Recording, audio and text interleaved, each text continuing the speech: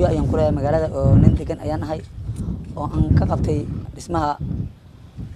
hadda aan ku jira qaybta dhagaxa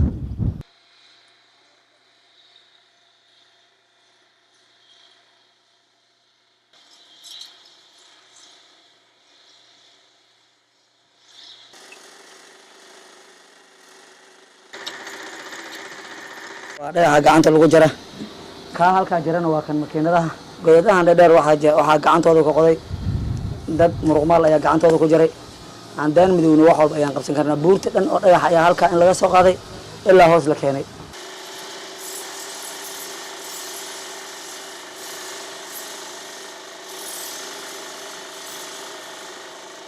magacaygu waa Roble Barre Cilmi waxaan ahay maamulaha shirkadda Tawfiiq oo soo saarta dhagaxa qororka oo maalgelisa shirkadda ka qaybteeda Kemis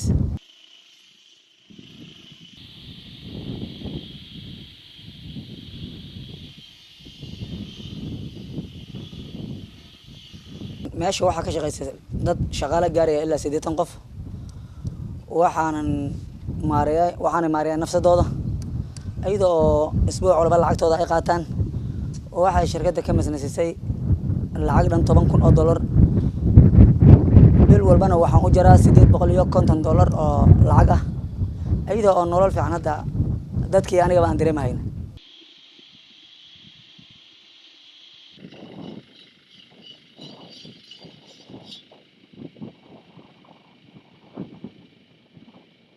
shaqo yar ayaa shaqo weyn lagu gaaray Soomaalidu tiraahdaa waxa aan jeclaaday in intii bicnaha bal shaqadii kale aan helaya walaalahay aan la sii shaqeysto marka inaan buris aan wax ku jibay dhagax aan ku jibay yaan ku kalsoonaa intaan dibid aadi lahay marka walaale shaqadu waa sharafta ragga nin aanan muruqiisa maalin sidoo rabo ma helo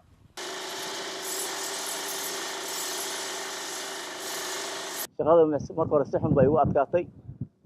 kadibna hadii qofka wax walba la qabsasho macnaheedu waan la qabsaday shaqada ma garan waan ku kalsoonay shaqadan sidaan u adag hadda waa ku qanacsanahay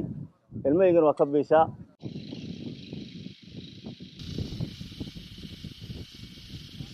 wallahi hore waxaan naga soo shaqeyn jiray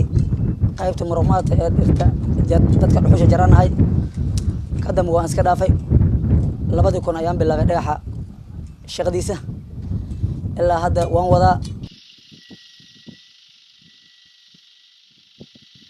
ganacsiga aad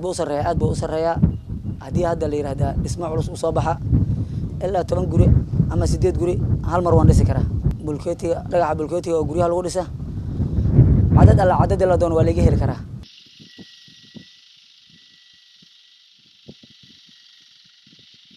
waxa ugu abuurtay inaan Kemis u taga markii dadka meesha jooga cadadooda iyo wax soo saarkooda aan arkay yaan shirkadda Kemis codsi aan u geystay codsigana waa iga aqbashay wallahi shaqadan wax soo saar aad u tiro badan aan ka qabtay guryo ayaan ku leeyahay magaalada oo nin degan ayaan ahay oo aan ka qabtay dhismaha hadda aan ku jira qaybta dhagaxa hadda nolol taa ka sii fiicanna waan iigsanahay oo hadda shaqo abuurkii aad baan u sii wadaa